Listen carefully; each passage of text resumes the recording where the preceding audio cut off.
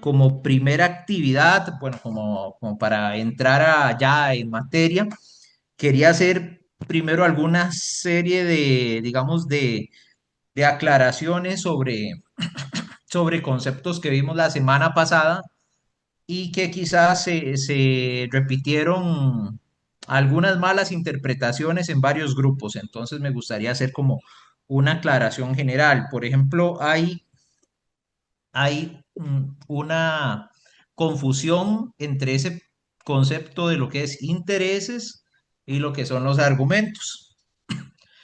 Muchos grupos confunden el interés que tiene los argumentos del actor con sus intereses, ¿verdad? O sea, que el actor diga, a mí me preocupa la gente pobre, no significa que su interés sea ayudar a los pobres.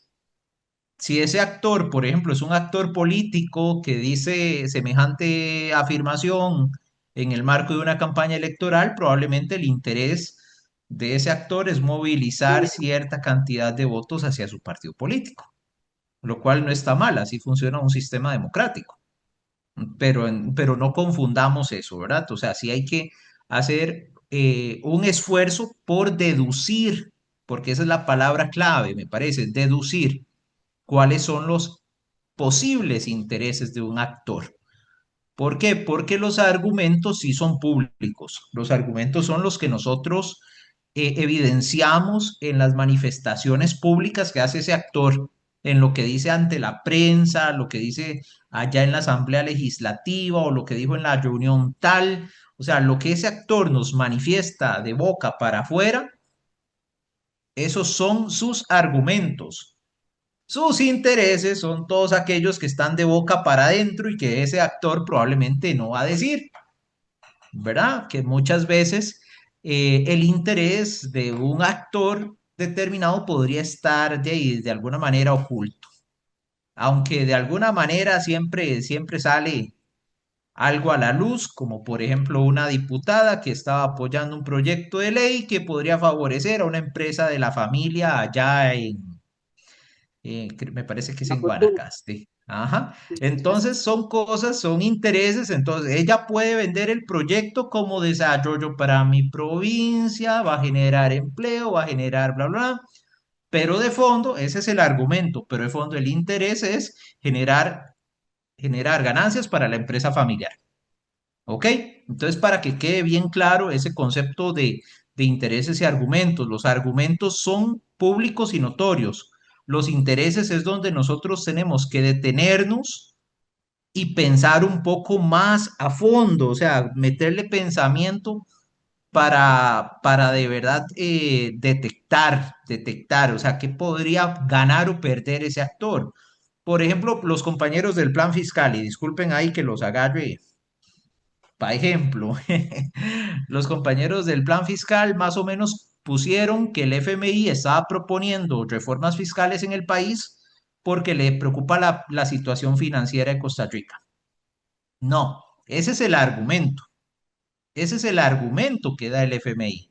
Esa es su posición. Eso es lo que dice el FMI de boca para afuera.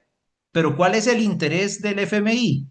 Pues el interés que ha tenido durante décadas. El interés del FMI es que los países que le deben plata le paguen. No importa cómo, no importa lo que usted tenga que hacer. Eh, Cierre escuelas, cierre hospitales, privatice servicios, vende instituciones, elimine becas, elimine subsidios, súbale los impuestos a la canasta básica, haga lo que tenga que hacer, pero págueme. Ese es el interés del FMI en el fondo. Al FMI no le importa mucho cómo los países consigan la plata. No le importa el sacrificio social y humano que los países tengan que hacer. Normalmente lo que busca nada más es que los países tengan con qué pagarle. Porque al final de cuentas lo que el FMI quiere es recuperar su inversión más una ganancia. O sea, recuperar la plata que me prestó más el interés que me cobró. Al final de cuentas, ese es el interés que tiene el FMI. Distinto de los argumentos que dé. Distinto de los argumentos que dé para justificar eso, ¿verdad? Entonces yo creo que ya esa diferencia nos quedó un poco más clara. También me parece que hubo una confusión con el concepto de actores en las sombras, porque quizás algunos grupos interpretaron que actores en las sombras eran todos aquellos como que estaban viendo los toros desde afuera y todavía no se habían involucrado, pero que eventualmente se involucran. No, no, no. Los actores en las sombras es esto que a veces también nosotros hemos escuchado con el concepto de poderes fácticos. ¿Qué son poderes fácticos? Son actores que no tienen una representación política directa, es decir, ellos no han participado en elecciones para tomar decisiones, pero sin embargo tienen gran poder de influencia sobre las personas que sí están electas.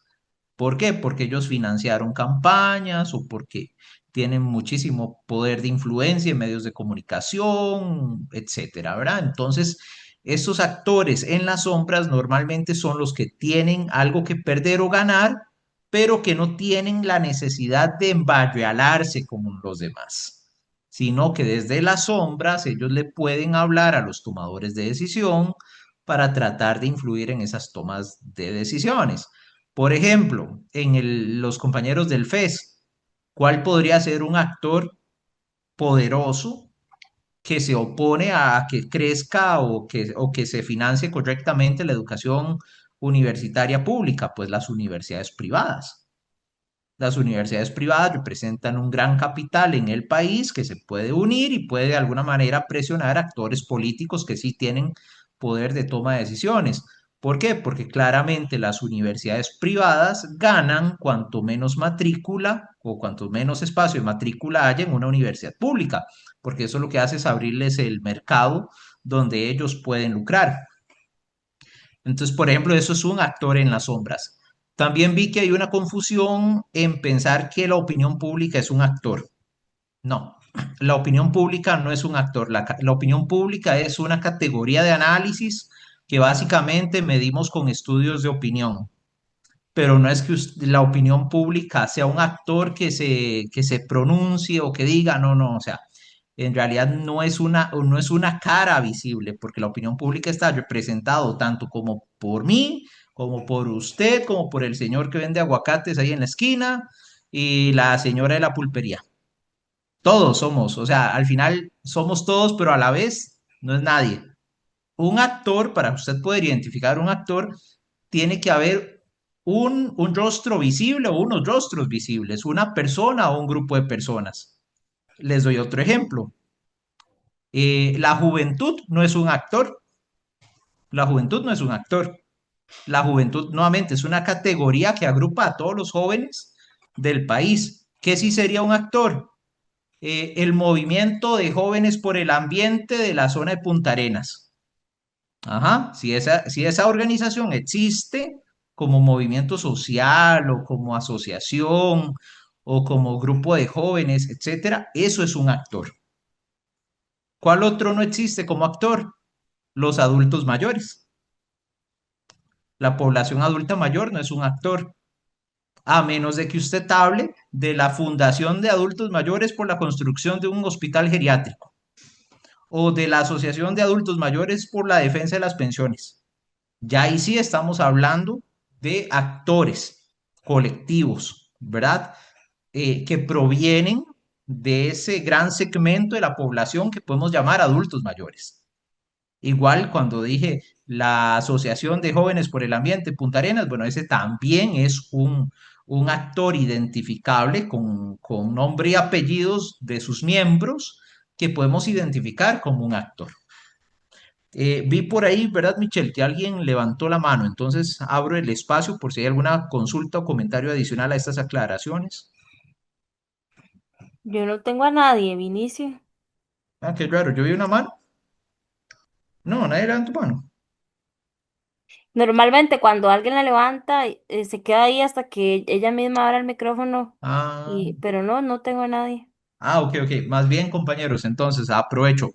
Eh, ¿Quedó claro? ¿Quedó alguna duda sobre estos conceptos?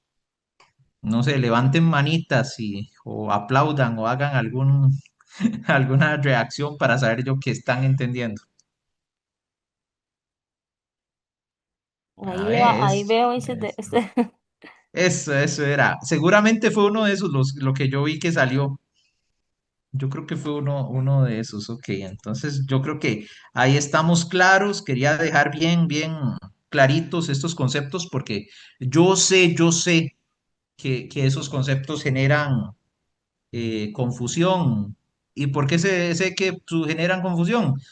Porque de verdad hay que estar muy especializado en este tema para uno distinguir esos pequeños matices. De hecho, cuando yo estaba cursando la maestría, terminamos la maestría y hubieron maestría en políticas públicas, imagínense, y hubieron varios compañeros que nunca lo entendieron.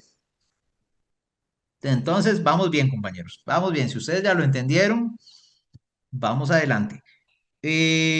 A ver, vamos, ahora sí, vamos con un video, básicamente para ya empezar a introducir la sesión del día de hoy.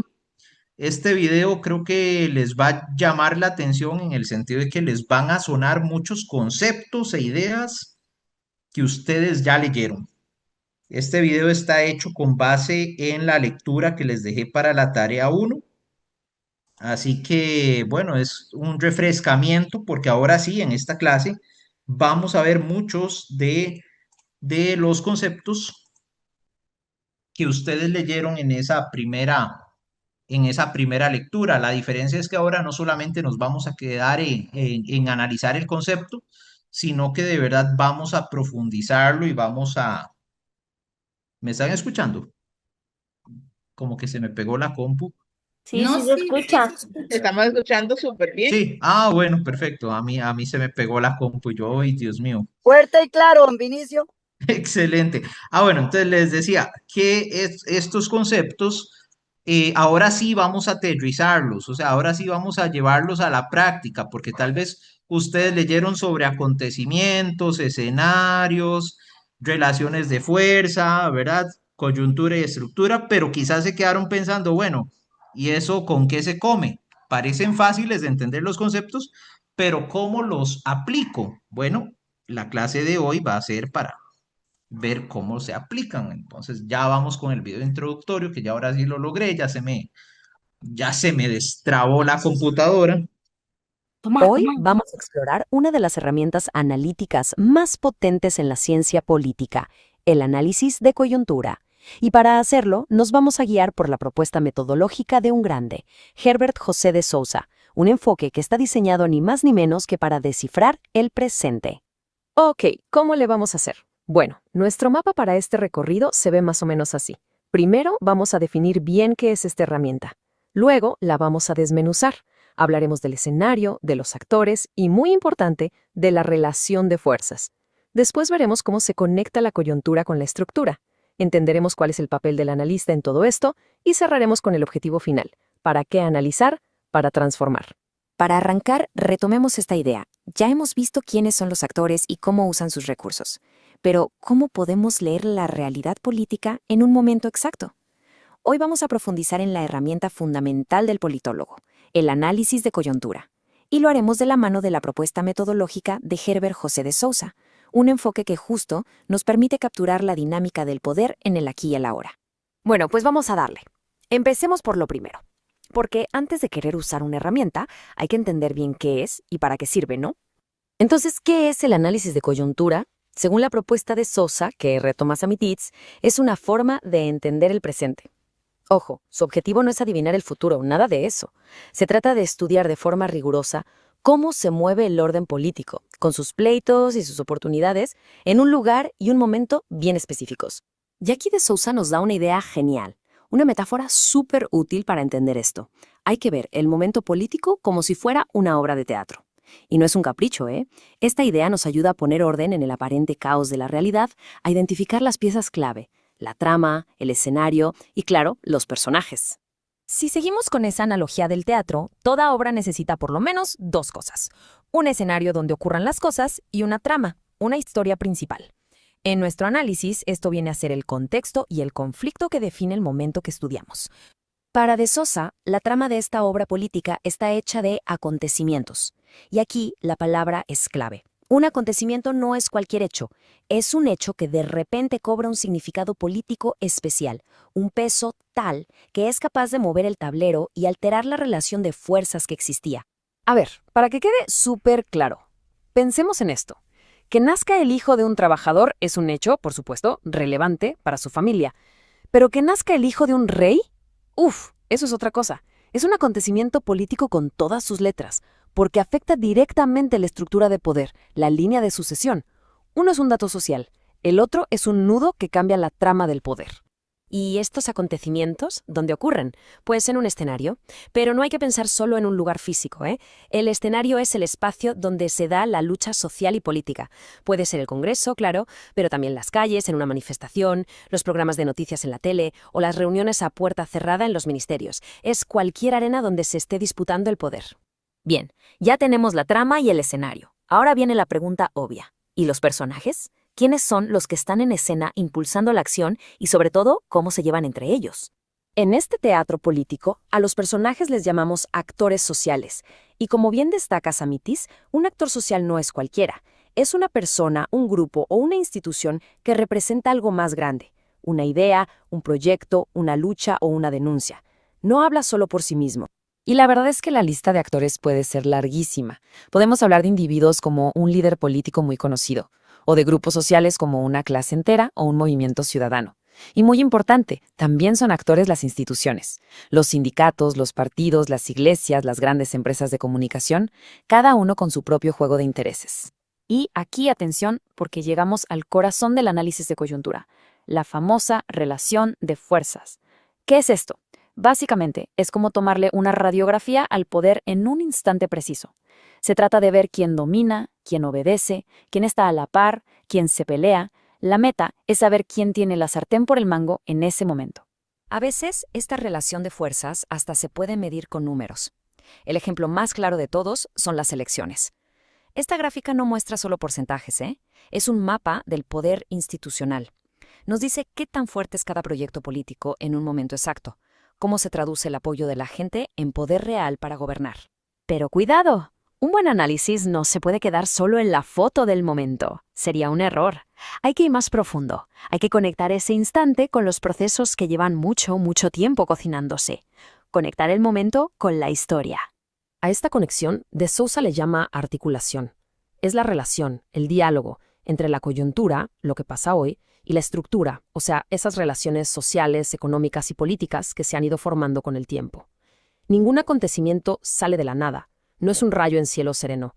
Siempre es una expresión de las tensiones que ya existen en la estructura. Y para entender esto, la metáfora de los engranes es perfecta. Imaginen un engrane chiquito que gira muy rápido. Esa es la coyuntura, los eventos del día a día. Pero ese engrane no está flotando en el aire. Está conectado a un engrane mucho más grande, pesado y lento, la estructura.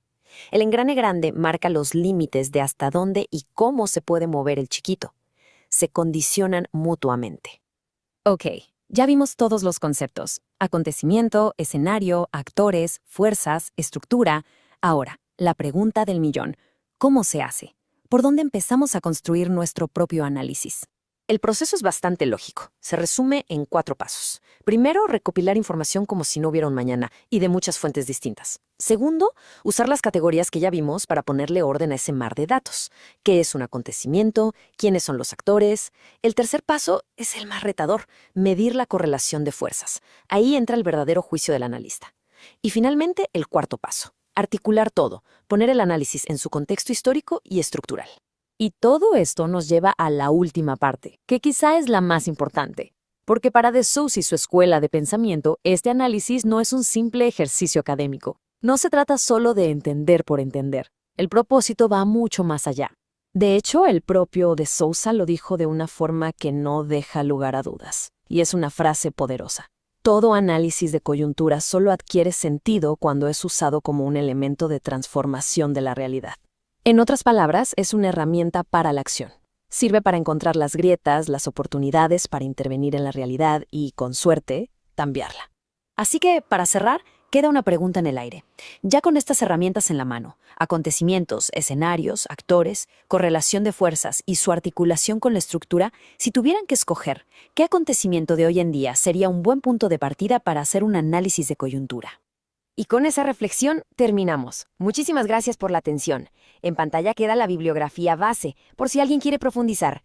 Nos vemos en la próxima. Vean, una parte del video habla sobre, ahora sí, cuál es el rol del analista, qué es lo que nos toca hacer. Y decía, el primer paso es recopilar información como que si no hubiera un mañana, ¿verdad? O sea, ¿se acuerdan que yo les dije que era importante que fueran recopilando varias noticias sobre el tema que les interesa? No es solamente una noticia, no es solamente un titular llamativo, no, es una serie de noticias que nos van mostrando cómo han ido evolucionando los acontecimientos a lo largo de un periodo de tiempo, que ese periodo de tiempo tiene que estar también delimitado con una fecha de inicio y una fecha final, ¿verdad? No son cosas que suceden en el aire ni que suceden en la imaginación. Son cosas, hechos concretos que han sucedido en la realidad y que han quedado plasmados en diferentes fuentes, que quedaron plasmados en un informe legislativo, que quedaron plasmados en un medio de comunicación, que quedaron plasmados en un acta legislativa, etcétera, ¿verdad? Entonces, bueno, yo me imagino y estoy seguro de que así fue, de que ya los grupos consiguieron bastante información, bastantes noticias, las recopilaron, porque, bueno, era necesario para poder hacer la tarea 2. Pero si tienen oportunidad, vuélvanlo a hacer, o sea, vuelvan a recopilar información, noticias, conforme a lo que vamos a ver hoy. ¿Verdad? Porque puede ser que con los conceptos que vamos a ver hoy se les abre la mente que, mira, tal vez me faltó buscar un poco más de aquello, un poco más de esto, metámosle esto otro, y así le damos mayor riqueza al análisis que estamos realizando. ¿Qué les iba a decir? Ah, bueno, para eso recuerden también que yo les di un prompt, ¿verdad? Que pueden utilizar con herramientas de inteligencia artificial. Ese prompt está ahí en la guía legislativa, al final, ahí está, nada más lo copian, lo pegan, si es que todavía no lo han utilizado, yo me imagino que ya muchos lo usaron, pero si no, los invito a utilizarlo porque les va a ayudar muchísimo para recopilar información para esta parte que viene, para esta recta final en la que ya estamos del curso. Bueno, bien, vamos ahora sí con el plato fuerte de hoy. Vamos a entrarle a esos conceptos que vieron ustedes en la lectura 1, en la tarea 1, y que acaban de repasar en el video. Vamos a verlo ahora sí, cómo se come eso. Básicamente vamos a entrarle a concepto por concepto. Esta herramienta que ustedes ven acá, van a decir que necio Vinicio, otra matriz. Pero sí, compañeros, en ciencias sociales, en ciencias políticas, trabajamos mucho con las matrices porque son las que nos permiten agarrar ese montón de información que tenemos, ese montón de noticias, ese montón de actas, ese montón de entrevistas que hicieron los actores, ese montón de conferencias de prensa que dieron. Nos permite agarrar todo eso y extraer lo importante, sacarle el jugo y colocarlo en conceptos que tengan algún sentido lógico a la hora de interpretar la realidad social y política. Porque si usted se queda nada más leyendo ese montón de noticias sin organizar la información, pues de verdad que no te va a servir de mucho. No te va a servir de mucho. O sea, los datos hay que ordenarlos y en este caso son datos cualitativos. Por datos cualitativos me refiero al acontecimiento que pasó, a la declaración, al enfrentamiento, ¿verdad? Todo eso son datos cualitativos. Entonces, bueno, esta matriz se conoce como la matriz de reconstrucción de los acontecimientos. ¿Por qué reconstrucción de los acontecimientos? Porque aquí vamos a recoger todos los acontecimientos que están relacionados directamente con la coyuntura que nosotros hemos escogido. Como les decía, es muy importante que delimitemos una fecha a partir de la cual vamos a empezar a investigar, porque no es lo mismo plan fiscal 2018, eso es una coyuntura, a plan fiscal 2026 es otra coyuntura. No es lo mismo problemáticas salariales en el MEP en 2026 que problemáticas salariales en el MEP 1980. ¿Verdad? Son dos coyunturas totalmente diferentes. No es lo mismo lucha por el FES 1995 que lucha por el FES 2025. Entonces, ven, las fechas son importantes. Siempre es importante que señalemos una fecha de inicio de esa coyuntura. Lo más oportuno siempre es buscar un acontecimiento reciente y hacer un análisis, como decía el video, del presente. ¿Por qué el presente? Porque el presente nos ayuda a tener elementos con que enfrentar el futuro próximo. O sea, si yo analizo acontecimientos del 2023 a 2027, puedo anticiparme a situaciones que podrían pasar en 2027 y 2028. Perdón, dije 2023, 2027, ¿verdad? 2023, 2026, 2027, vaya, ya yo vivo en 2027. Qué barbaridad. Si yo recopilo información de 2023, 2026, hasta, digamos, hasta mayo 2026, por ponerle un límite, eso me va a permitir a mí tomar decisiones para situaciones políticas que podrían ocurrir en el 27 o el 28, incluso hasta el 30, si estoy pensando a mediano o largo plazo. Pero si yo hago un análisis de coyuntura de cosas que pasaron en los 90, difícilmente me sirvan para tomar acciones en el momento de hoy.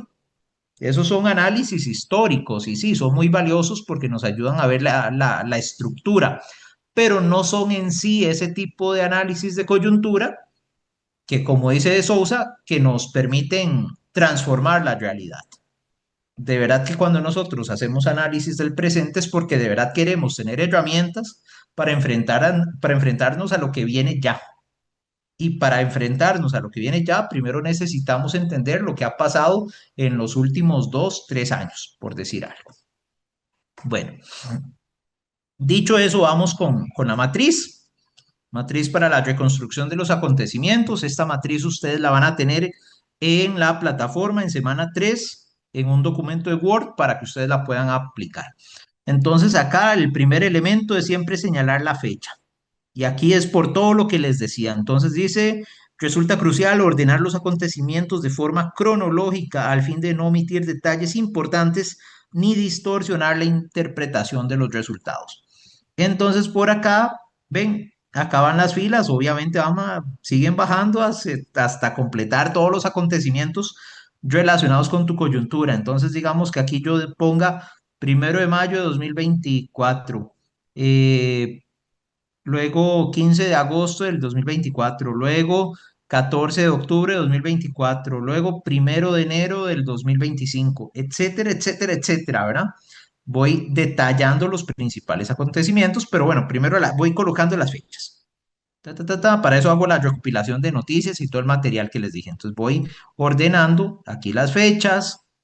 En la siguiente columna van los acontecimientos, que me parece que desde la lectura les quedó bastante claro, ¿verdad? Todos los días pasan hechos, todos los días pasan hechos. Sin embargo, no todos los hechos son acontecimientos.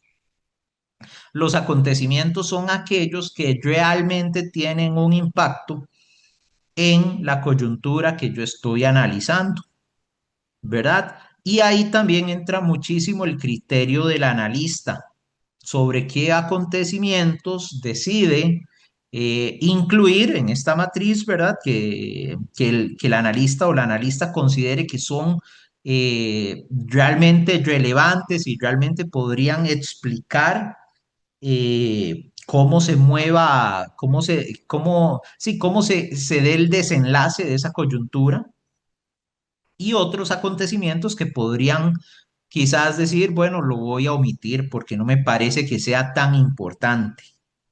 claro, a veces la vida nos sorprende y aquello que pensaste que no era importante termina siendo absolutamente determinante en el resultado.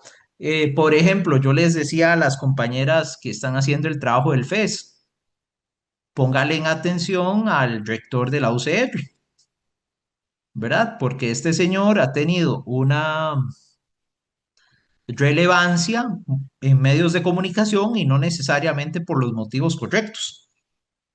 Cuando salió que el señor se había gastado 800.000 colones en el Novillo Alegre, pues definitivamente ese es un acontecimiento que a mí me parece que determinó cómo se movió el apoyo eh, hacia el aumento del FES, donde incluso esa noticia provocó que el mismo sector universitario comenzara a dividirse. Un grupo de estudiantes llega y tomó la rectoría por durante casi un mes.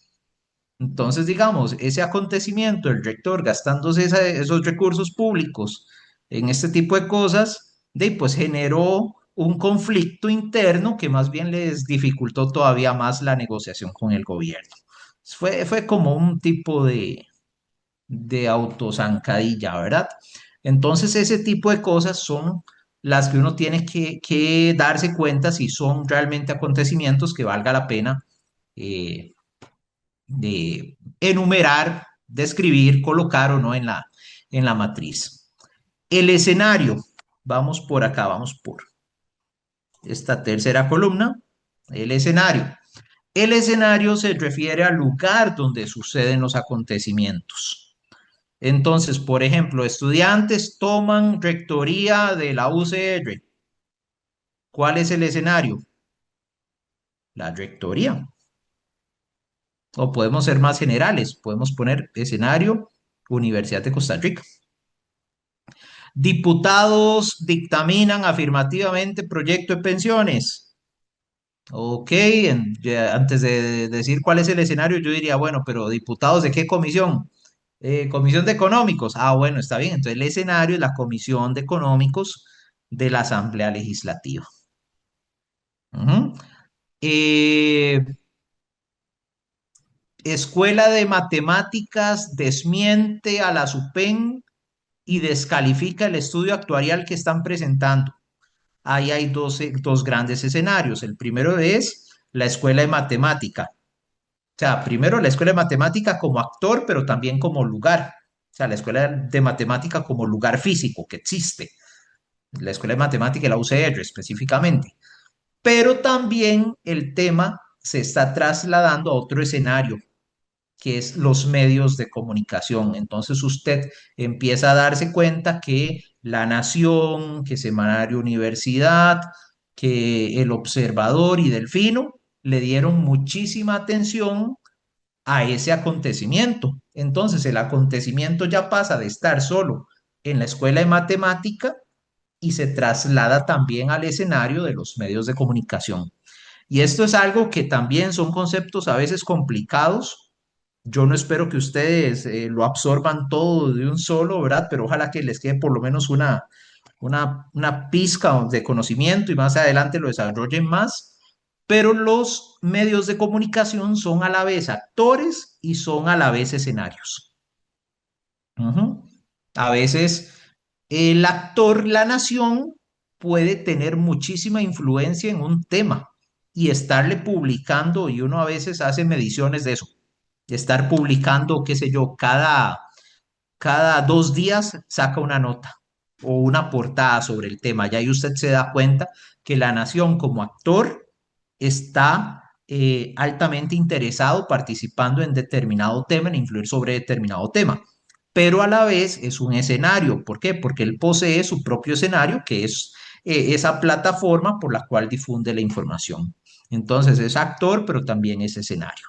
Eso para que lo tengamos.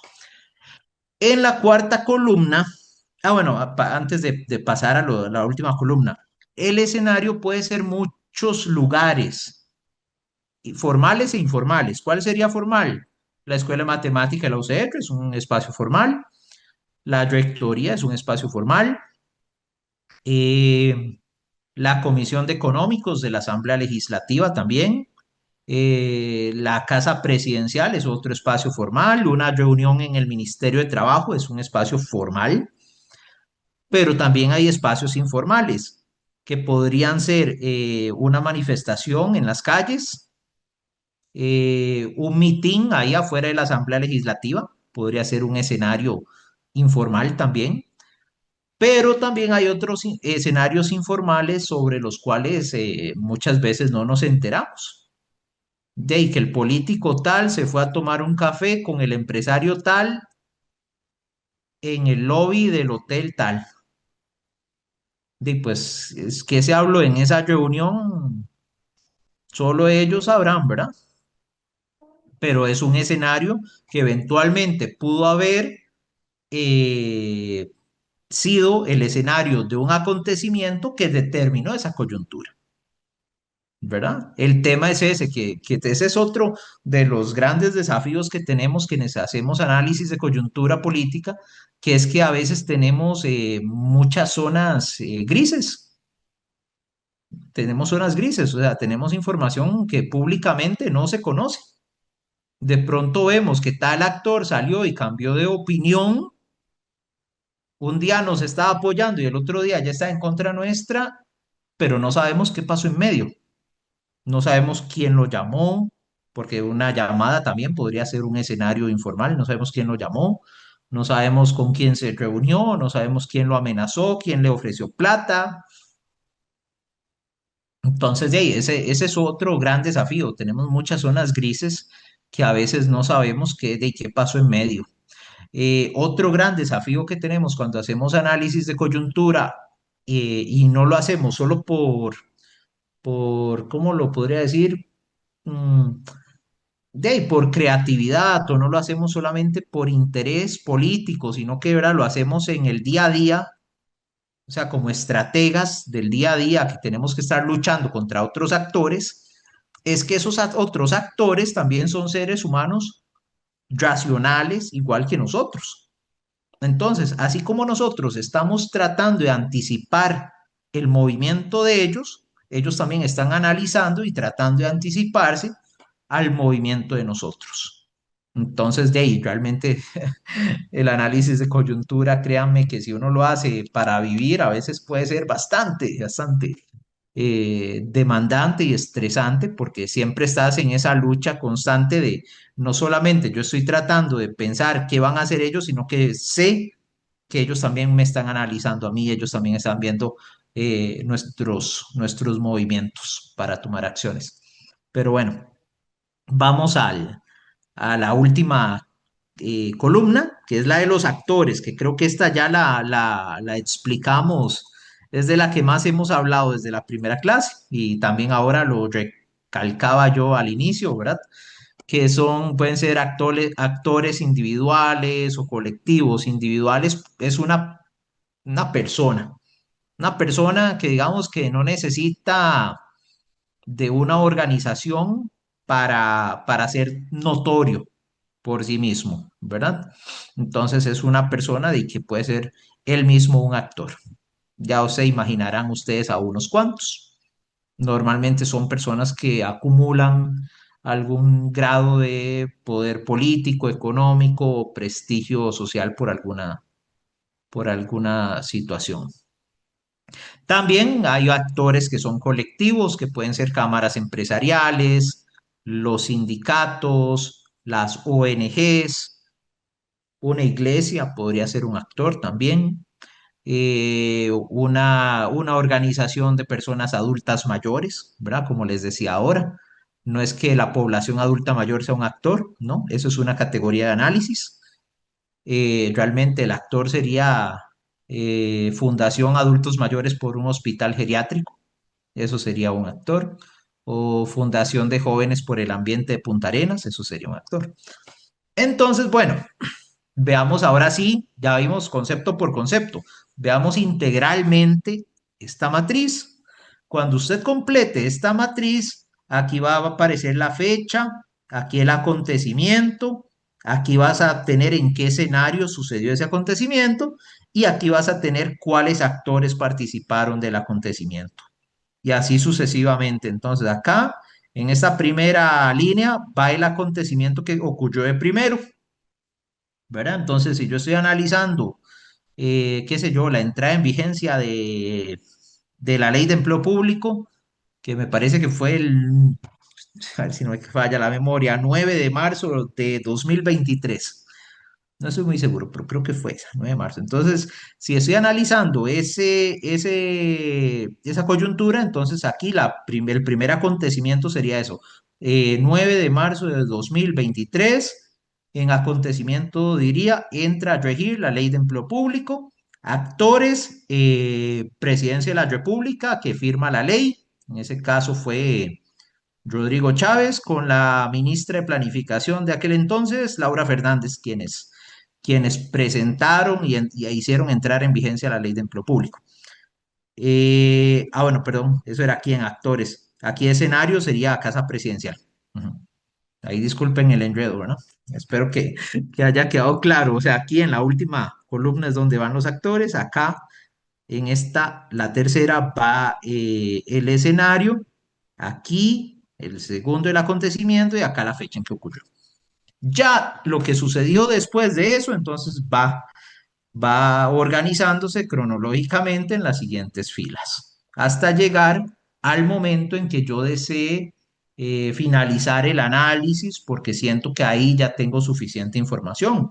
Entonces podría ser que yo diga aquí del 9 de marzo de 2023 al 9 de marzo del 2025, ¿verdad? Voy a analizar esto por 2 años y me parece que ya esto me da insumos para tomar decisiones a futuro. Sí, ¿alguna duda sobre esta matriz de, de reconstrucción de los acontecimientos? Michelle, ¿me avisa si hay alguna manita levantada? No veo ninguna. Ujú. Recuerden que ustedes van a tener que aplicar esta matriz, compañeros, solo para que lo tomen en cuenta, ¿verdad?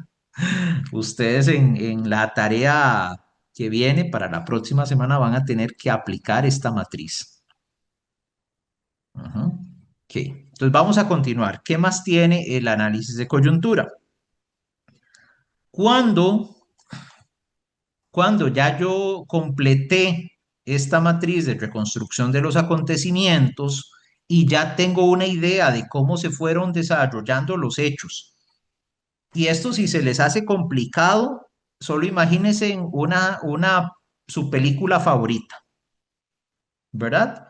Entonces, su película favorita, ustedes van enumerando, van diciendo, ok, en tal fecha, el personaje principal llega y le pasa una situación personal lamentable. Luego llega en tal otra fecha, llega un amigo y le ofrece apoyo y le dice que vamos a salir adelante. En tal siguiente fecha, él y dos amigos más se unen y montan un emprendimiento. Luego, en tal fecha, el emprendimiento recibe una llamada de Amazon, ¿verdad? No sé, y le ofrece una gran inversión que los hace a convertirse en ricos.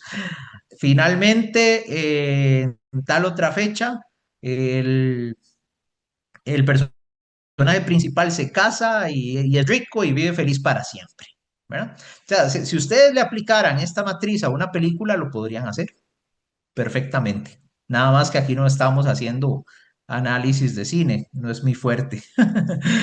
Entonces, no se lo vamos a aplicar a una película, se lo vamos a aplicar a una coyuntura política. Pero después de que ya tenemos llena la matriz ¿hay una mano o algo así, Michelle? Sí, de Ruth. Ah, ok, adelante, Ruth. Buenas tardes. Mi pregunta es, ¿cuántas fechas tenemos que meter en la matriz o depende de cuando se desarrolló el acontecimiento hasta la fecha? ¿Hay algún límite para los fechas, los años?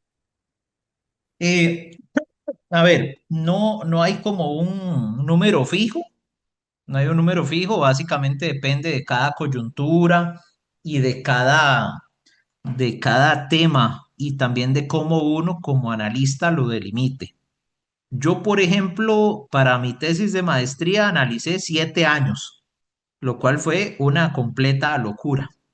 Fue una completa locura. Yo analicé 7 años del conflicto de pensiones del Magisterio Nacional y por poco me vuelvo loco registrando absolutamente cada acontecimiento que ocurrió durante esos 7 años. Claro, me abrió la mente y el conocimiento de una manera que voy a valorar toda la vida. Pero esto no es una tesis de maestría. Entonces a ustedes yo sí les recomendaría que cuando delimiten a un rango menor, 1 año, máximo 2 años, ¿verdad? Máximo 2 años tal vez, y que vayan recapitulando los acontecimientos más importantes, nada más, no todos. No todos, pueden haber algunos que también sean importantes, pero ustedes dicen de ahí no, o sea, el tiempo no da como para hacer tanto en tan poco tiempo. Vamos a concentrarnos solamente en uno, dos, tres, cuatro, cinco, ¿verdad? En esos cinco, y ahí lo vamos a dejar. Entonces, mucho va a depender también de ustedes como analistas. Para esta tarea, como solamente es un ejercicio, yo no le espero que ustedes hagan algo súper exhaustivo. Ya posteriormente, ya cuando termine el curso y reciban el título y todos estemos celebrando, ya más adelante ustedes pueden decir, mira, voy a retomar mi tema de análisis, qué sé yo, de las problemáticas salariales del MEP y ahora sí voy a agarrar ese ejercicio y lo voy a completar. Quizás anteriormente me quedé corto en la cantidad de acontecimientos que registré en la matriz, pero creo que hay muchos otros que yo podría registrar. Entonces, bueno, lo puedo hacer. Lo puedo hacer de esa manera. Ajá, ¿hay alguien más? Sí, Marjorie. gracias. Buenas tardes, compañeros. Adelante, Este, Marjorie.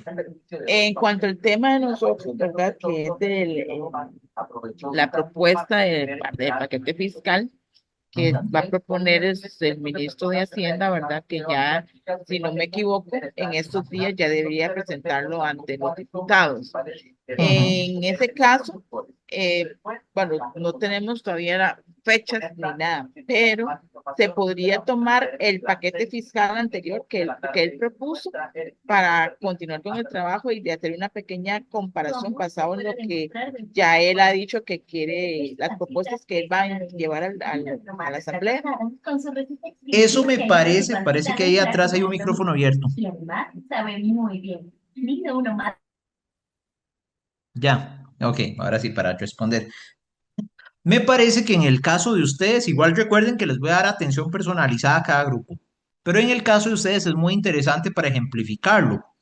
Yo agarraría la coyuntura a partir de que el FMI publicó la recomendación, ¿verdad? Y eso fue hace como un mes. Y entonces empiezo a recapitular todas las noticias que han salido desde ese día hasta hoy. De hecho, para que lo sepan, hoy salió una noticia donde dice que el ministro de Hacienda, Rodrigo Chávez, está valorando la opción de si aplicar el 13% a la canasta básica, como dijo el FMI. Pero dijo que van a hacer una propuesta de largo plazo, gradual, no sé qué. Pero ese es un acontecimiento súper importante dentro de esta coyuntura. Entonces, ustedes pueden registrar como acontecimiento uno, o sea, el que ve en esta primera fila, fecha tal, que no me acuerdo cuál fecha fue, ustedes tal vez la tengan más clara. Fecha tal, FMI propone a Costa Rica plan fiscal. Actores, perdón, escenario, FMI, o sea, el lugar FMI, Fondo Monetario Internacional. Y actores, FMI, porque ahí no estaba involucrado nadie, no estaba involucrado ni el gobierno ni la oposición. Después de que el FMI pasa este primer acontecimiento, viene otro acontecimiento que es cuando el gobierno reacciona. Entonces, fecha tal, gobierno reacciona de tal manera, actores, qué sé yo, Laura Fernández, Rodrigo Chávez, Novia Costa, ¿verdad? Luego, siguiente escenario, cuando la oposición reacciona, entonces en fecha tal, el Partido Liberación Nacional dice que ta, ta, ta, ta, ta, ta. fecha tal, el partido Frente Amplio dice ta, ta, ta, ta, ta, ta, y así ir registrando todos los acontecimientos que han pasado en este mes, ¿verdad? Que más o menos es un mes desde que el FMI dio la noticia hasta hoy que les digo que ya el gobierno dijo, bueno, estamos valorando seriamente la propuesta del 13% a canasta básica. Y entonces yo haré el análisis tal vez en el día de hoy, ¿verdad? Porque si ustedes se van al 2018, pues las condiciones eran muy distintas. Era totalmente otro escenario. Era otro escenario. Entonces realmente no, tal vez no sería tan útil para entender qué va a pasar ahorita, qué va a pasar este 2026 con esta propuesta que hace el FMI. Entonces, eso es lo que les recomendaría, pero igual después vamos a tener un espacio personalizado con el grupo. Continuamos con los conceptos. Después de que ya yo tengo lista la matriz de los acontecimientos, tengo que analizar las relaciones de fuerza. ¿Se acuerdan que el video y también la lectura decían que la relación de fuerza nos sirve para ver cuál actor o cuál coalición está en una posición de dominante y cuál está en una posición de dominado? En otras palabras, ¿quién va ganando? Decía el video, ¿quién tiene la sartén por el mango? ¿Verdad? Pero no siempre es tan sencillo medir relaciones de fuerza. Decía el video que, por ejemplo, a veces se pueden medir cuantitativamente, como por ejemplo con el resultado de una elección. De ahí, cuando yo veo que Pueblo Soberano controla el Poder Ejecutivo y a la vez tiene 31 escaños de la Asamblea Legislativa, pues está muy claro quién está dominando en este momento histórico. En este 2026, ya, quién está teniendo el control político, institucional, es el Partido Pueblo Soberano, y eso que no le quepa la menor duda a nadie. No somos los sindicatos, no son el Partido Liberación Nacional, no son los partidos tradicionales, no son los sectores tradicionales de prensa o empresariales, no, o sea, es el Partido Pueblo Soberano con las élites emergentes que ellos representan. Esos son los que están controlando en este momento el poder político en el país y son los que están en una posición dominante, y eso lo podemos deducir a partir de los resultados electorales y de la cantidad de instituciones que ellos están manejando en este momento, ¿verdad? Pero no siempre se puede medir cuantitativamente. A veces hay que hacer una medición cualitativa de esas relaciones de fuerza. ¿Cómo lo vamos a hacer? Para eso tenemos, adivinen, otra matriz. Para eso tenemos, compañeros, otra matriz que está voy a dejar de compartir esta y les comparto la que sigue. Esta matriz está en la presentación que vimos la semana pasada. ¿Se acuerdan que había una pequeñísima matriz ahí de última? Que esa no se las expliqué y les dije, no, esa es para la siguiente clase. En esa es con la que vamos a medir las relaciones de fuerza. No se preocupen porque la verdad siento que es de las más sencillas. Realmente es de las más sencillas. Michelle, ¿estamos viendo la pantalla? Correcto. Sí. ¿Qué se me hizo Michelle? Michelle, ¿estás ahí? Sí, sí, es que estoy usando el teclado, no estoy usando mouse y se me pega mucho aquí con la mano. Ah, bueno, tranquilo. Ok, nada más para ver que no se nos había sido. Bueno, esta matriz se llama matriz para medir el éxito de la influencia. ¿Se acuerdan que la semana pasada vimos que las coaliciones ejercen dos tipos de influencia? Una proactiva, cuando impulsan un cambio, cuando están a favor de una propuesta o de una solución en particular, esa es una influencia proactiva. Y también existe la influencia reactiva, que es cuando estamos en contra, cuando nos oponemos, cuando bloqueamos algo. ¿Ok? Esta matriz lo que nos ayuda es a ver quién está teniendo éxito, si los que empujan o los que bloquean. si los que están a favor o los que están en contra. Suena muy sencillo, realmente suena muy sencillo y es así de sencillo como se escucha. Entonces, por ejemplo, si yo estoy midiendo el éxito de la influencia proactiva, utilizaría esta matriz que están viendo ustedes acá en pantalla. ¿Qué tiene esta matriz? Primero nos habla del ciclo de la política. La política normalmente tiene tres grandes fases, tres grandes etapas, que es la inclusión en la agenda pública. Eso es que se comience a hablar, que se comience a discutir el tema, que el tema haga bulla en los medios de comunicación, qué sé yo, que llegue a presentarse formalmente una propuesta a la Asamblea Legislativa, o por ejemplo, si están analizando un asunto municipal, pues que la propuesta se presente formalmente para el análisis del Consejo Municipal, ¿verdad? Esa es la primera etapa, la inclusión en la agenda pública, que es apenas que se ha presentado. Pero aquí todos sabemos, porque ustedes ya son dirigentes de experimentados que han visto esto una y otra vez, el hecho de que algo entre en la agenda pública no significa que se va a aprobar, ¿verdad? Y lamentablemente nosotros como Magisterio Nacional de ahí hemos tenido varias situaciones donde impulsamos un proyecto y al final de ahí no nos lo aprueban. Entonces, el siguiente escalón de ese ciclo de la política es la aprobación de la política. Esto es cuando ya pasó por todos los procesos, por todas las etapas, discusiones, mociones, primer debate, segundo debate, firma de la ley y todo, ¿verdad? Hasta llegar a convertirse en ley o en una decisión tomada. Vean, recuerden, por ejemplo, el tema del proyecto para descongelar las pensiones del RTR. Llegamos súper lejos. Logramos la inclusión en la agenda, logramos casi la aprobación de la política. ¿Qué nos faltó? De la firma de presidencia, porque nos lo vetó.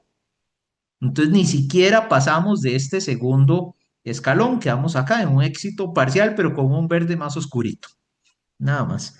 ¿Cuál sería el éxito total?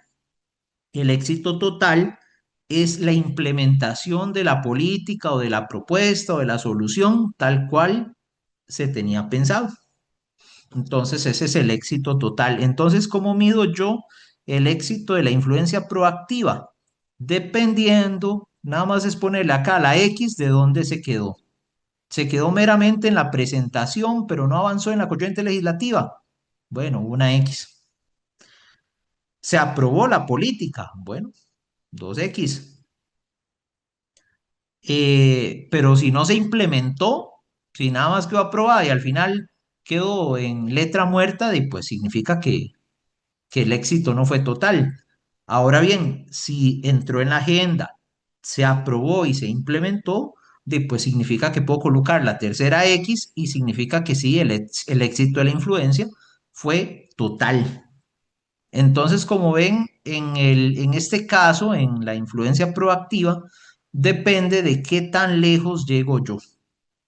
¿Qué tan lejos llego yo? ¿Logro colocar el tema en la agenda pública? Sí. ¿Logro aprobarla? Sí. ¿Logro implementarla? Sí. Perfecto. Éxito total. Pero si no logro esta implementación, me quedo en éxito parcial. Sea este más clarito o sea este más oscuro. Y aquí pongo los detalles. Aquí pongo los detalles. Aquí, por ejemplo, diría, si este quedó en éxito parcial porque se aprobó la política, pero nunca se implementó, entonces yo ahí explico. Presenté una ley para el bienestar, qué sé yo, pobrecitos de los animalitos de la calle, y al final me dijeron que no había plata, que no había recursos para eso, y que nada más vamos a declarar el Día Nacional del Animalito en la calle. ¿Y de qué le ayuda eso a los animalitos de la calle? Absolutamente nada. Bueno, que le celebremos el Día del Animalito en la calle, a ellos no les ayuda en nada. Yo lo que quería era que tuviéramos hospitales veterinarios y una política pública, ¿verdad?, para atenderlos dignamente. Pero si eso no pasó, entonces el éxito se quedó en parcial. Nada más hice conciencia, tal vez hice conciencia social, pero de ahí no tuve un impacto real en lo que yo quería. Entonces eso va aquí en los detalles. En los detalles es donde yo escribo porque el éxito fue parcial o fue total. Ahora bien, Vamos con la matriz para medir la influencia reactiva. Esta solamente tiene estas dos columnas. O es parcial o es total, ¿verdad? ¿Qué significa la influencia reactiva? Es cuando me opongo a algo, cuando estoy en contra, cuando estoy bloqueando algo. ¿Qué puede pasar en ese escenario? ¿Qué puede pasar? Que yo nada más haga ruido, haga bulla y al final el poder político me pase por encima como una planadora y aunque yo me haya opuesto, lo aprueban y lo implementan. ¿Qué significa eso? Que mi éxito fue acá, parcial, porque únicamente logré hacer ruido, logré hacer de ahí, derecho al berreo, como se le conoce popularmente. Ya, ese concepto está bueno, sí. El éxito parcial de la influencia reactiva es el derecho al berreo. El éxito total es cuando no solamente hice derecho al berreo, sino que gracias a ese derecho al berreo logré detener el proyecto de ley o la propuesta o la solución que me estaban ofreciendo. ¿Cuál podría ser un ejemplo de este? Bueno, si uno analiza varios de los proyectos de pensiones que se tramitaron en el gobierno anterior, el éxito nuestro fue total. Detuvimos más o menos 4 proyectos y logramos que se detuvieran y se rechazaran totalmente. ¿Qué pasa? De ahí entonces que yo agarro aquí en los detalles y digo, bueno, de ahí, en esta coyuntura donde se analiza el proyecto de pensiones tal, el éxito fue total porque se logró que el proyecto fuera dictaminado negativamente por mayoría en la Comisión de Sociales y ya no avanzara más. Listo. ¿Ok? No sé si hay alguna pregunta con respecto a esta matriz de éxito de la influencia. Si se entiende, no se entiende, alguna duda, recuerden que ustedes también la van a aplicar.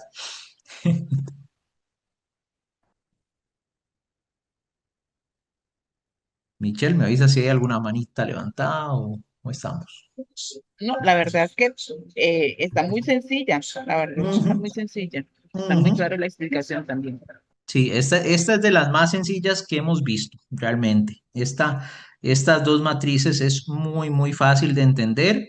Claro, la cosa es no equivocarse a cuál coalición se la estoy aplicando, porque ahí sí se me va a hacer un arroz con mango. Si yo tengo una coalición que está ejerciendo una influencia proactiva y le aplico esta matriz de aquí abajito, pues obviamente no va a tener ningún sentido lógico, ¿verdad? Entonces, ante todo, coherencia, compañeros, compañeras, si estamos analizando una coalición que está ejerciendo una influencia proactiva, le aplico la de medir la influencia proactiva. Si estoy analizando una coalición que está ejerciendo una influencia reactiva, le aplico pues la de aquí abajo de influencia reactiva. Ujú. Cuando dice acá, ahora sí, ya les va a parecer esto más sencillo. Analizar las relaciones de fuerza. ¿Qué hago? Aplico las matrices de éxito de la influencia y con esto ya yo me puedo dar cuenta si, si el que estaba apoyando el proyecto tuvo éxito o el que lo estaba bloqueando tuvo éxito. Así de fácil. Entonces, por ejemplo, que algún grupo, creo que sí hay un grupo que está analizando un proyecto de pensiones. Si ellos están analizando el periodo donde ese proyecto fue rechazado en la comisión, el resultado que les va a dar este ejercicio es que la coalición defensora de las pensiones tuvo éxito en su influencia reactiva. Por tanto, la relación de fuerzas fue favorable a esa coalición que defendemos las pensiones del magisterio. Y por su parte, la coalición que estaba impulsando el proyecto para aprobarlo solamente tuvo un éxito parcial porque sí, logró colocarlo en la agenda, pero no logró aprobarlo. Ni siquiera logró pasar del estado de comisión, ¿verdad? Entonces, es básicamente el análisis de las relaciones de fuerza. Este punto 2, esto sí se los voy a dejar muy, muy a consideración de cada grupo. Esto no se los voy a exigir porque quizás podría ser después confuso. Pero si tienen la posibilidad de aplicarlo porque sienten que en el caso de ustedes esto daría un mayor entendimiento al tema, pues adelante.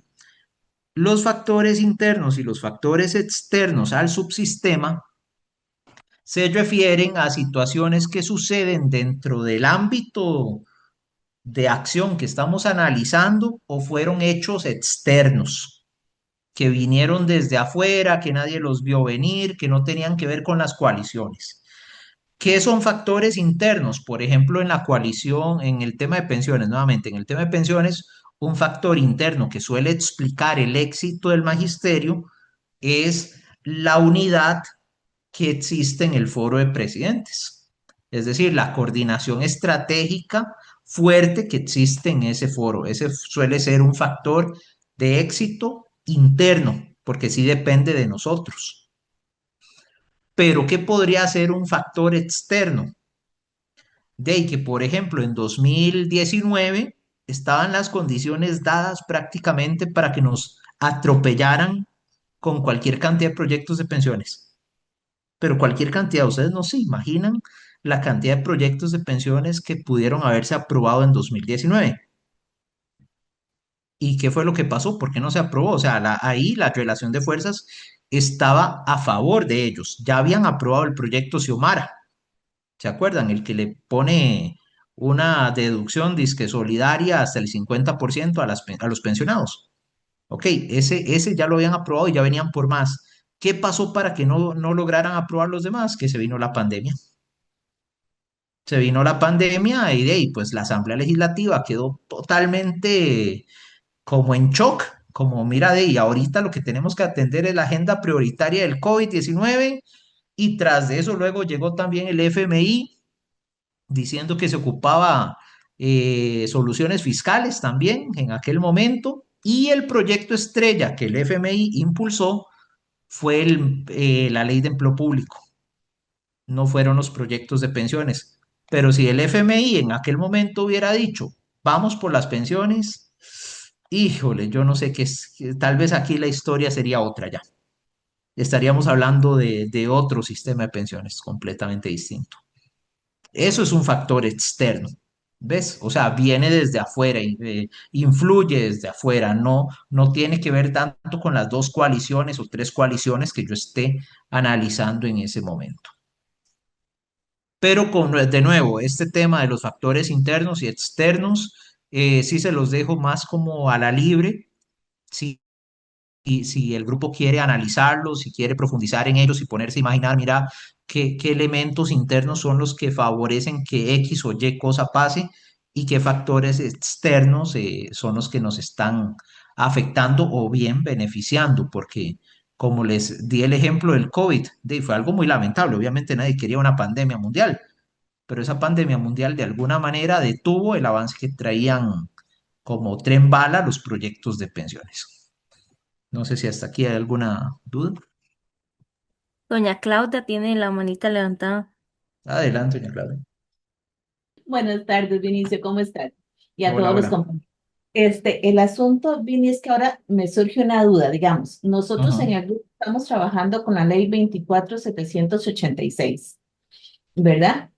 Entonces, podemos hacer un análisis de por qué no pasó, digamos, en el proceso de Chávez y cuál es el proceso que tenemos en estos momentos en la Asamblea Legislativa, ¿verdad? Ajá. Nosotros pensamos que logramos hacer 4 coaliciones propiamente. No sé si les puedo mencionar, está la coalición del Poder Ejecutivo, que es una, la O sea, coalición, antes de que continúes, yo les hice una observación, ¿verdad? No sé si la vieron. no la vi. Tienen que verla. Tienen que verla porque sí, justamente les hice la observación de que las coaliciones se ordenan de acuerdo a su coincidencia en ideas, no por Ok. su pertenencia sectorial. Entonces, las coaliciones 2, 3 y 4 que ustedes identificaron bien podrían ser una sola coalición porque todos ellos comparten la oposición al proyecto. Ok, Vini, Mientras que la ahí coalición estaba 1, precisamente mi duda, porque lo que ajá, acabas de comentar entonces, en la reacción, digamos, de los actores, ¿verdad? En el análisis de los actores, en la coalición 2, 3 y 4 están como muy parecidas, como muy sí, amalgamadas en ese porque sentido. van por el mismo objetivo que es bloquear el proyecto. Ok, pero entonces, sí, ahí estaba mi duda. Ujú. No las pude visualizar como Ajá. independientemente, sino que, perfecto, Vini, muchísimas gracias. Con gusto. Además, otra observación que les hice en ese grupo fue que si bien puede ser que todos pertenezcamos a una coalición porque compartimos la idea en contra del proyecto, no significa que todos cooperemos igual. De hecho, puede haber una cooperación muy fuerte entre los gremios del magisterio, pero débil con la parte del Poder Judicial o débil con los diputados, ¿verdad? Entonces, eso es diferente. Una coalición puede estar conformada por muchos actores, pero a lo interno de la coalición las cooperaciones, el tipo de cooperación varía, puede ser más fuerte con unos y más débil con otro. Y eso yo creo que fue lo que ustedes identificaron ahí. Eso, por eso todo bien. Ustedes identificaron que sí, que quizás compartían las creencias, pero las pusieron en coaliciones diferentes al considerar que la cooperación era débil. Pero Correcto, sí, ajá, porque correcto. Ahí lo digamos, hicieron bien, pero sí debieron haber cuando hecho pusimos una la sola coalición, coalición, ajá, una sola ajá, coalición, y luego explicar la cooperación entre Poder Judicial y Magisterio, aunque comparten la idea, es débil. ajá, es que eso te Ajá, iba a decir, digamos, entre Jupema y gremios del magisterio pusimos una posición en contra alta, ¿verdad? ajá, así es. Pero cuando pensamos en el Poder Judicial y en la Corte Suprema de Justicia, lo vimos más con una posición más que todo técnica, ¿verdad? Porque ellos no se han manifestado fuertemente, sino que tienen una posición más que todo constitucional en ese sentido por su capacidad técnica.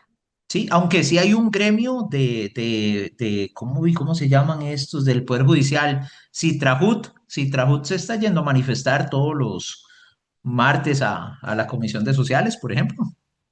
Sí, pero no tienen la movilidad que estuvimos analizando nosotros en lo de Jupema y el Magisterio. Ah, sí, sí, sí, sí, exacto. Pero sí, sí, sí, van bien, van bien. Más bien les recomiendo que lean esa observación y me sacan la cita personalizada y profundizamos. Perfecto, muchísimas Ok, gracias, hermoso. bueno. Vamos con la última parte del análisis de coyuntura. Por fin, compañeros, llegamos al final. Yo sé que han sido muchos pasos. ¿Cuál fue el primer paso? La matriz de actores, ¿se acuerdan? Donde hacemos ese mapeo de los actores, sus intereses, sus creencias o argumentos y sus recursos. Esa era la primera matriz, la matriz de actores. Luego vimos la matriz de reconstrucción de los acontecimientos, en qué fecha sucedió el acontecimiento, en qué escenario, cuáles actores estaban involucrados. Luego vimos esto, que el análisis de las relaciones de fuerza, donde vamos a aplicar la matriz del éxito de la influencia, si fue proactiva, si fue reactiva y qué tanto éxito tuvo, parcial o total, ¿verdad? Ahora sí, vamos a lo último. De acuerdo con De Souza, la última parte de un buen análisis de coyuntura es cuando usted devuelve ese análisis coyuntural que usted hizo al proceso estructural, a la historia, a los hechos de largo plazo, a las relaciones de poder más amplias, ¿verdad? Que han venido sucediendo.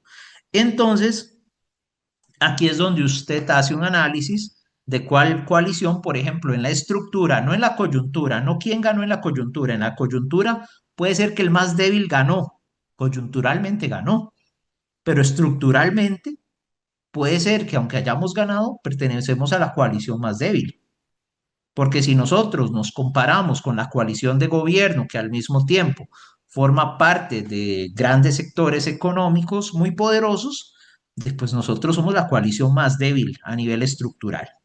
¿Por qué? Porque nosotros somos la coalición que representa a la clase trabajadora, somos clase trabajadora. Recuerden cuando la primera clase, que por eso vimos que en el sistema capitalista nos dividimos en dos grandes clases sociales. Una que posee los medios de producción, inversiones, capital, empresas, plataformas, y otros que lo único que tenemos es trabajo para entregar. Y si no trabajamos, nos morimos de hambre. Mientras que ellos pueden hacer 3, 5 millones sin necesidad de trabajar. Y esos son la verdadera clase alta, que hasta el mismo financiero nos lo recordaba. ¿verdad? Para aquellos que a veces se pierden y creen que ellos son clase alta, pero dependen de un salario. Bueno, cuando hacemos esa articulación entre coyuntura y estructura, es donde reconocemos si la coalición que ganó en la coyuntura también es dominante en la estructura. Puede ser que sí, puede ser que no.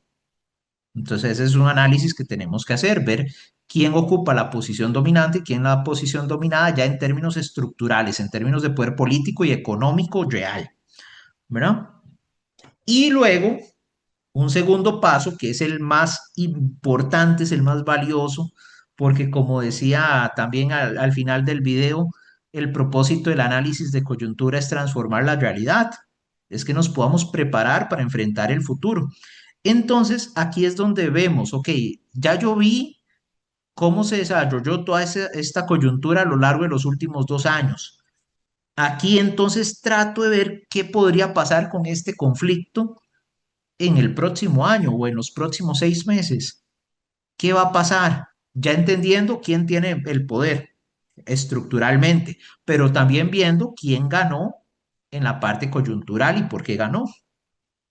Entonces, ya aquí yo puedo empezar a reflexionar eh, ¿qué podría pasar? Ok, si ellos tienen el poder, pero quizás nosotros tenemos movilización, nosotros tenemos gente, quizás ellos sí tienen el poder político, es cierto, dominan 31 curules, pero también ellos están pensando en las elecciones municipales y quieran evitar un gran conflicto social. Entonces, por ahí quizás no se atrevan a tomar decisiones tan radicales en el corto plazo, ¿verdad? Lo cual nos permite a nosotros mayor margen de acción. Ok, eso depende de la reflexión que cada grupo haga sobre cómo todo esto que observamos a nivel de la coyuntura y a nivel de la relación de fuerzas estructural podría manifestarse en el futuro próximo. ¿Para qué queremos conocer el futuro próximo? Pues para prepararnos para decir, ok, si la estrategia es debilitarlos electoralmente, ok, o si lo que les duele a ellos es el voto, es la parte electoral, pues debilitémoslos, vamos a debilitarlos electoralmente. Vamos a hacer campañas, vamos a hablar con la gente, vamos a empezar a darles duro en redes sociales todo lo que se pueda, etcétera, etcétera, etcétera. Pero bueno, ese es el fin, al final de cuentas, de ese análisis de coyuntura, que entonces podamos determinar dónde es que le duele al adversario, dónde es que se le dificulta, qué grietas, qué vacíos hay en esa estructura de poder que nosotros podamos aprovechar para impulsar nuestros fines, que al final de cuentas son los fines de la clase trabajadora. Vamos a ver esto con un ejemplo práctico rápidamente, un ejemplo que ya yo, como siempre, les tengo hecho para que ustedes también tengan cómo visualizar eso ya más allá de solamente la explicación y solamente los conceptos, ¿verdad? ¿Ok? Básicamente, aquí en este ejemplo, ¿ves? Esa es la matriz de la reconstrucción de los acontecimientos. Lo que hice fue continuar con el ejemplo que iniciamos la semana anterior. ¿Se acuerdan que la semana anterior yo les enseñé el ejemplo del proyecto de pensiones 23733 y les enseñé mi matriz de actores y mi matriz de coaliciones? Bueno, aquí continúa el mismo ejemplo, pero explicando las herramientas que ya hemos visto hoy. Entonces aquí está la matriz de reconstrucción de los acontecimientos, de como les decía, si lo que estoy analizando es ese proyecto de ley, evidentemente el primer acontecimiento que yo registro es la presentación oficial del proyecto, mismo patrón, igual contribución. ¿Cuándo sucedió eso? El 1 de mayo del 2023. ¿En dónde? En la Asamblea Legislativa. Actor, Pilar Cisneros del oficialismo, que fue la que lo presentó. ¿Qué fue lo siguiente importante? El 19 de mayo del 2023, el proyecto entra a comisión. ¿A cuál? A la de gobierno y administración, que es el escenario.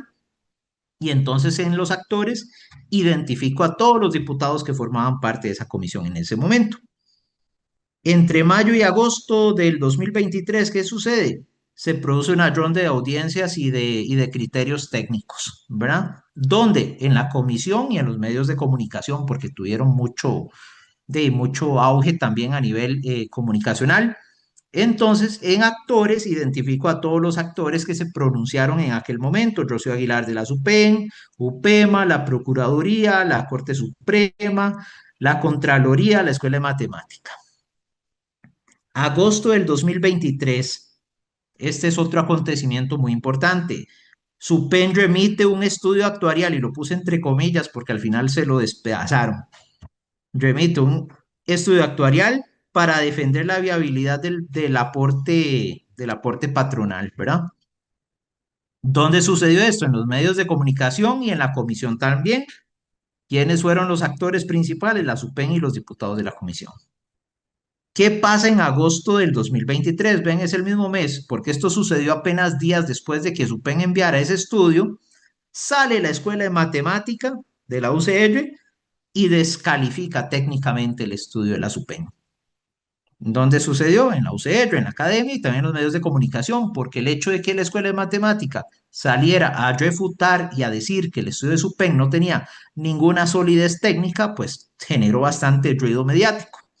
Entonces aquí los actores fueron la Escuela de Matemática de la UCR, JUPEMA, SUPEN y los diputados de la comisión. JUPEMA, ¿por qué? Porque inmediatamente JUPEMA vio el pronunciamiento de la Escuela de Matemática, salieron a respaldar a la Escuela de Matemática.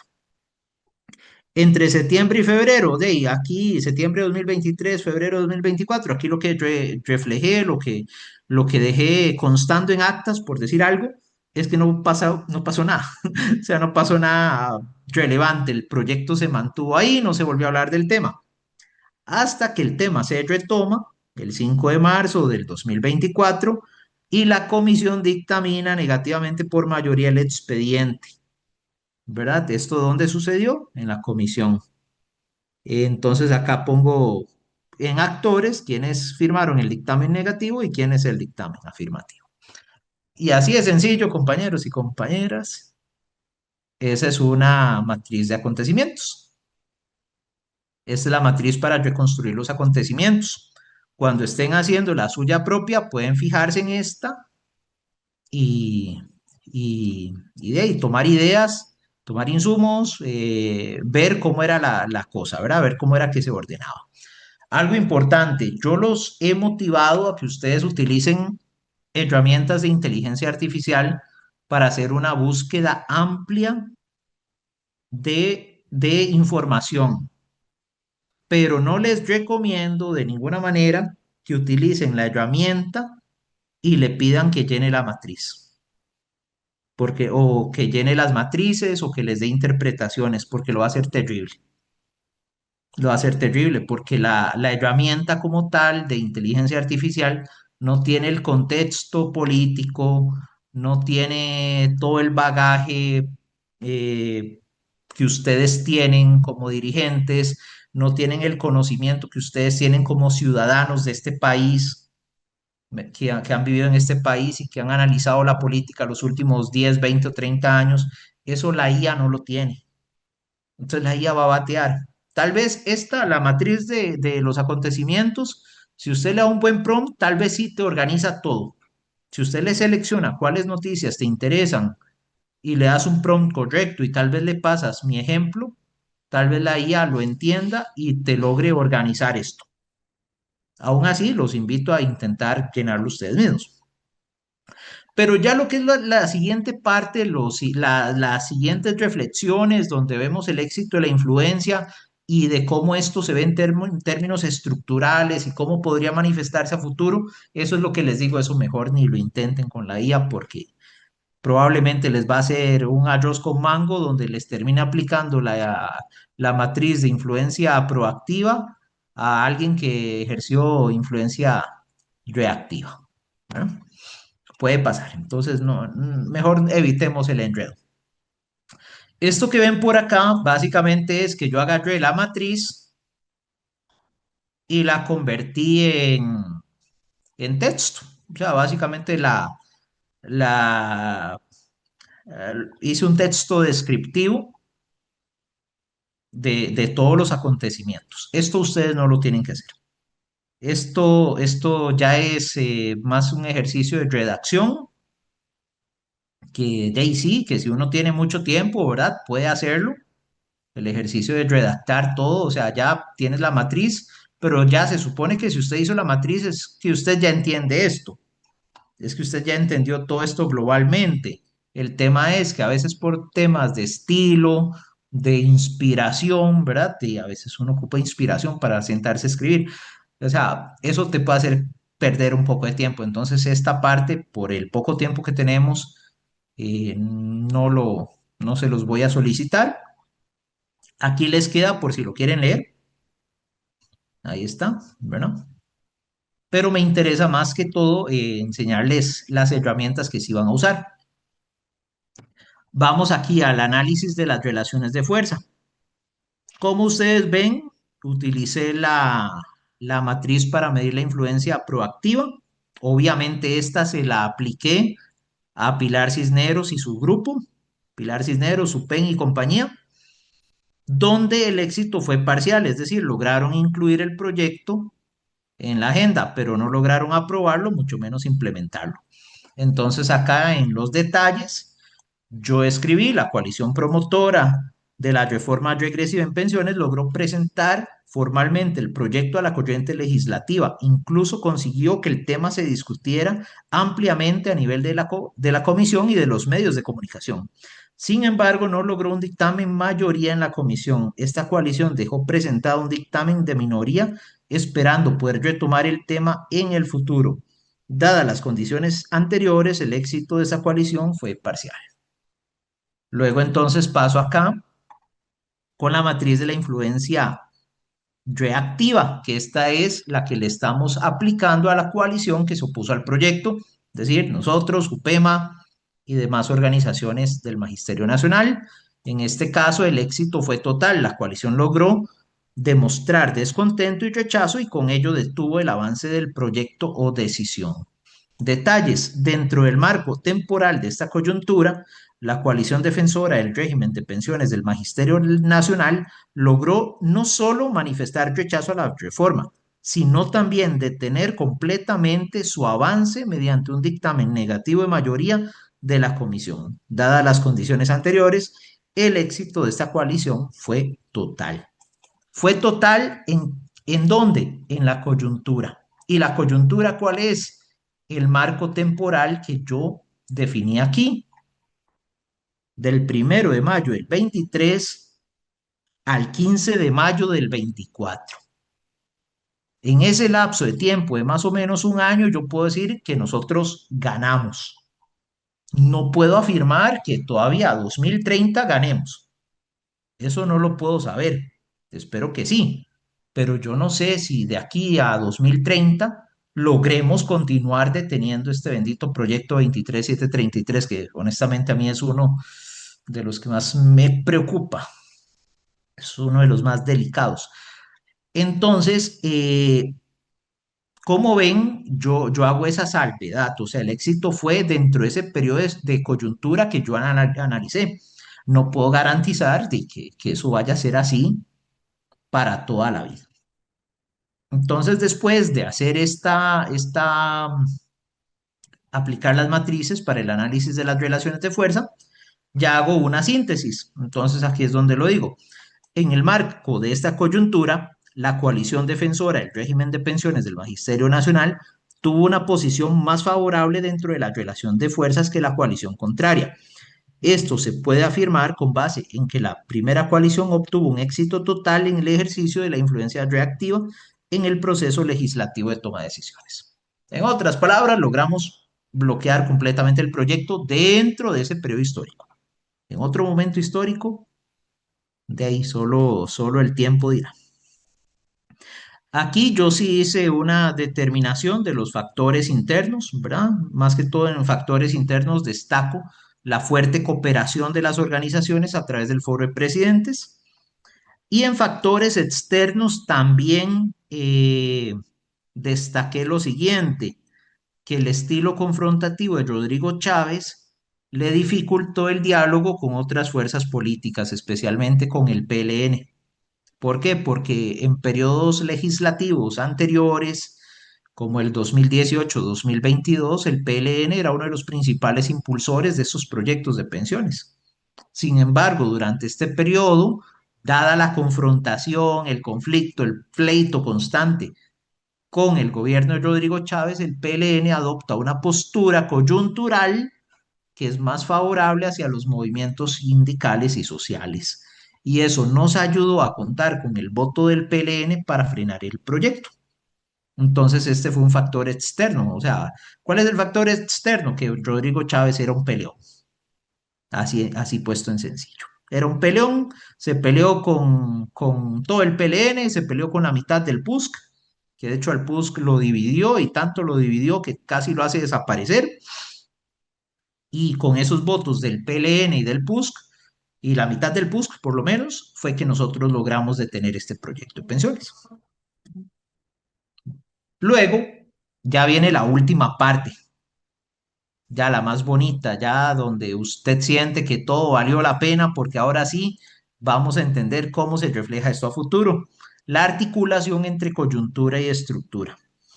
Entonces, primero, esta primera pregunta, determinar cuál coalición ocupa una posición dominante y cuál una posición dominada dentro de la estructura. Entonces, acá dice, dentro de la estructura, la coalición de gobierno ocupa una posición dominante al respaldar y alinearse con los intereses de grandes sectores empresariales que se han visto privilegiados por políticas neoliberales desde la década de 1980. En ese sentido, el gobierno puede contar con el apoyo financiero y simbólico de estos actores. Es decir, el poder económico y el poder político se encuentran aliados contra el interés de la clase trabajadora, representado en este caso por el sector educativo. Nuevamente lo que les decía antes, a nivel estructural seguimos siendo la parte dominada. Ahora, ¿cómo visualizamos esto a futuro? Dice, a pesar de que la coalición defensora de las pensiones del Magisterio Nacional tuvo éxito en el marco de esta coyuntura, la coalición contraria puede retomar esta y otras reformas en momentos más favorables. Por ejemplo, para el periodo 2026-2030, la agrupación oficialista cuenta con 31 diputados, por lo que tendría mayoría en la conformación de las comisiones legislativas, tal como ya está confirmado. Con ello, el trámite del dictamen que antes no logró concretar de manera favorable, ahora le podría resultar mucho más sencillo totalmente. La coalición del Magisterio Nacional deberá buscar alianzas con las diputaciones de la oposición para bloquear, mediante las vías reglamentarias, el avance de este y otros proyectos de pensiones, así como trabajar en otras estrategias de presión social. ¿Verdad? De hecho, ya hemos avanzado en esto, ya logramos un compromiso con la fracción de Liberación Nacional de que ellos no van a dar los votos para estos proyectos de pensiones. Lo bueno es que gran parte de esos proyectos de pensiones necesitan 38 votos. Entonces ya con solo garantizarnos que el Frente Amplio, que el Frente Amplio y Liberación Nacional no le van a dar el apoyo, pues no tienen los 38 votos. ¿Verdad? Por ahí ya estamos haciendo ese trabajo en términos legislativos, pero claramente también tocará hacer un trabajo de la calle, de presión social, eventualmente eso también tocará hacerlo. Ok, estamos compañeros, ya básicamente les expliqué cómo está el ejemplo. No sé si hasta acá tenemos alguna duda, comentario. No tengo a nadie de inicio todavía. Ok, estamos Lo deditos clarísimos. para arriba. Ah, bueno, perfecto. Vean, ahora sí, vamos. Vamos con la parte bonita. La parte bonita es donde les dejo tarea. Vamos a ver. En semana 3, aquí aparece lo que dice tarea grupal 3. Están viendo mi pantalla, ¿verdad? Sí, señor. Correcto. Sí, ok. Vamos a tarea grupal 3. Y aquí básicamente se explica, ¿verdad? Entonces aquí dice, los grupos previamente conformados continuarán desarrollando el trabajo iniciado la semana anterior. En esta ocasión aplicarán la matriz para la reconstrucción de los acontecimientos. Eso es obligatorio porque ciertamente si usted no tiene claros sus acontecimientos, definitivamente no tiene un análisis de coyuntura. La matriz de la reconstrucción de los acontecimientos fue la herramienta que vimos hoy. El análisis de las relaciones de fuerza, ahí es donde utilizan esta matriz, la más sencilla, la del éxito de la influencia. Y aquí les puse una aclaración. Esta herramienta únicamente aplica para coyunturas que ya tuvieron un desenlace. En caso de que la coyuntura no haya sido resuelta aún, entonces se indica que esto no aplica.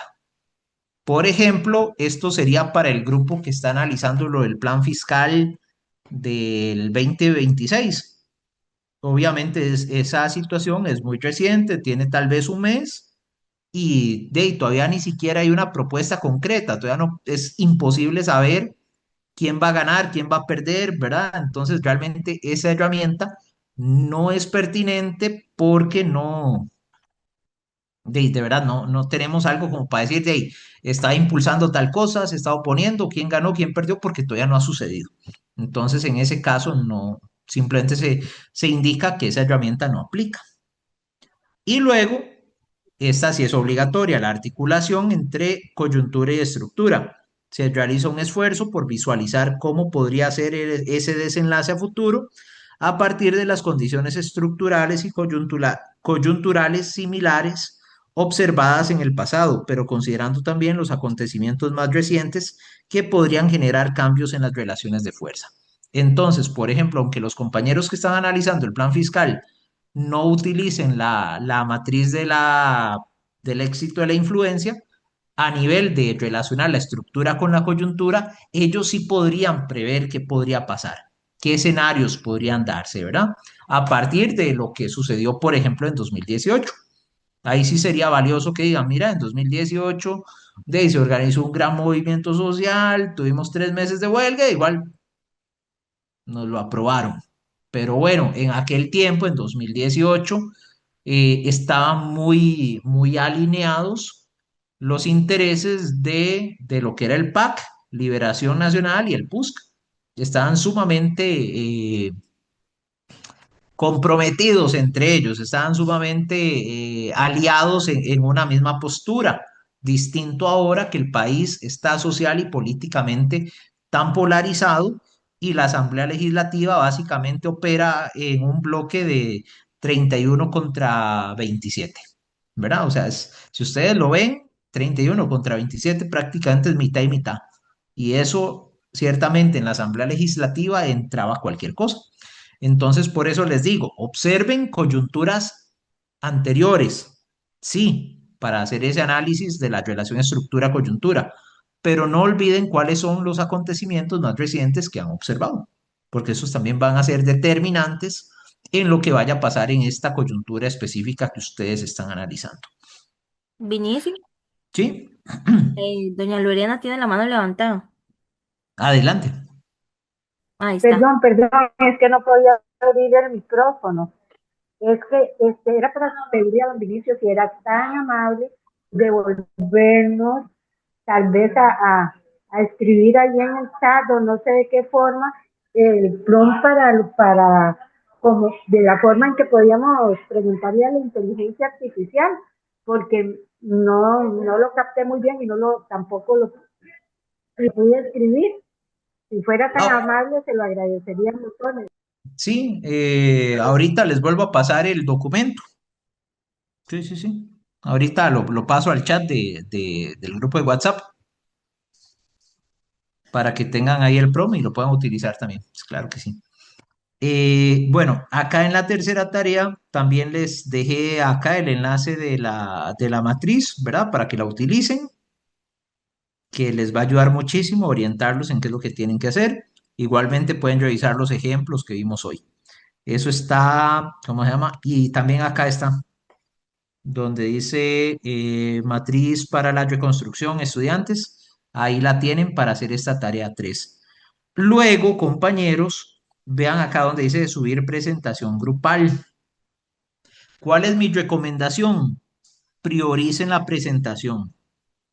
Prioricen la presentación. Igual la presentación recoge muchos elementos de la tarea 2 y 3, pero prioricen la presentación porque la presentación la van a necesitar para el próximo miércoles. Vale 30%. Próximo miércoles, ustedes, un representante, uno o dos representantes de cada grupo, va a exponer el trabajo, va a exponer su análisis, ¿verdad? Y de ahí sí o sí vamos a ocupar que tengan la presentación. Si la tarea me la van a enviar un poquito más tarde, me la van a enviar hasta el viernes, hasta el sábado, no me estresa, a mí no, eso no me preocupa. Entonces, sí les digo, prioricemos hacer la presentación. ¿Qué les estoy pidiendo en esta presentación? La presentación tiene lo siguiente. Bueno, dice, este espacio es para subir la presentación grupal previo al inicio de la sesión 4. Sí les agradezco mucho si de verdad la pueden pasar antes del miércoles, ¿verdad? Más que todo para que Michelle, me imagino que me va a estar acompañando, eso espero. Si está Michelle acompañándome, pues que ella tenga todas las presentaciones y así ella se encargue también de proyectarlas, ¿verdad? Porque a veces eso puede atrasar a los equipos o a las personas, puede atrasarlos que no sabe cómo compartir, se le perdió, no le abre, la computadora le falló. Entonces así Michelle se puede encargar de manejar las presentaciones y ustedes se despreocupan de esa parte técnica. Bueno, ¿qué tiene la presentación? Portada con el tema y el nombre de los integrantes. Introducción, explicar el tema escogido para el análisis de coyuntura y cómo lo delimitaron temporal y espacialmente, ¿verdad? Yo creo que espacialmente todos sabemos que es en Costa Rica. No vi ninguno que se metiera con temas internacionales y tampoco vimos que hicieran análisis regionales o municipales, me parece que no hubo. En general todos tienen un enfoque nacional, entonces siempre cuando hablamos de delimitación espacial es Costa Rica, en el caso de ustedes. Y la delimitación temporal sí es importante, eso se los da la matriz que vimos hoy. Entonces la delimitación temporal bien podría ser Plan Fiscal 2026. Problemáticas salariales del MEP 2023-2026. Proyecto de pensiones 2025-2026, ¿verdad? Esa es la delimitación. Ah, y al final siempre colocar en Costa Rica. Formalismos académicos que a veces hay. Luego, en esa presentación vamos a indicar las coaliciones, mencionar cuáles coaliciones identificaron, los actores más relevantes de cada una, las ideas centrales que defienden y el tipo de influencia que ejercen, proactiva o reactiva. Entonces, básicamente es como no vamos a colocar toda la lista, todo el mapeo de actores que hicieron al inicio ustedes, eso no lo vamos a colocar porque sería demasiado extenso. Entonces, lo que vamos a hacer es únicamente colocar en la presentación el cuadro de la matriz de coaliciones, donde identifican cuáles coaliciones están, cuáles son los principales actores que la conforman, las ideas que esas coaliciones defienden y qué tipo de influencia ejercen. ¿Están impulsando ese cambio o están rechazando ese cambio? Los acontecimientos, aquí es básicamente una síntesis de los principales acontecimientos, los más importantes, que han determinado el desenlace de la coyuntura que ustedes analizan. Entonces, no es como que van a colocar toda la matriz, sino que de ahí, para la presentación seleccionen unos cuantos acontecimientos. Obviamente, el primero y el último son obligatorios.